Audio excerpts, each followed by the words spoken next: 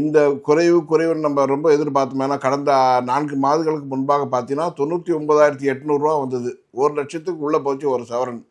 அப்புறம் பார்த்தீங்கன்னா மறுபடியும் 1,20,000க்கு போயிட்டு இப்போ 1,05,000 6,000 அந்த அளவில் வந்து நிற்குது.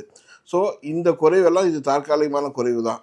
மீண்டும் வந்து தங்கத்துடைய விலை உயரத் தொடங்கும். ஏன்னா நீங்கள் எவ்வளோ சுற்றி வந்து பார்த்தாலும் முதலீடுகள் அப்படின்னு சொல்லி வரும்போது உலக நாடுகள், உலக நாடுகளுடைய மக்கள் மற்றும் உலக நாட்டுகளுடைய பெரிய முதலீட்டாளர்கள், உலக நாடுகளில் உள்ள மத்திய வங்கிகள் மற்றும் உலக நாடுகளில் உள்ள கருவூலங்கள், இப்படி எவ்வளோ பேர், அதாவது நம்ம வெறும் மக்கள் வாங்குறாங்கன்றது மட்டும் நீங்கள் மனசில் வச்சுக்காதீங்க. மக்களையும் தாண்டி பெரிய அளவில் உள்ள பெரிய நாடுகள் உள்ள வங்கிகள் மற்றும் கருவூலங்கள், இவங்க எல்லாமே முதலீடுன்னு சொல்லி தங்கத்தை வாங்கும்போது தங்கத்துடைய தேவை நாளுக்கு நாள் அதிகரித்து கொண்டு தான் வரும்.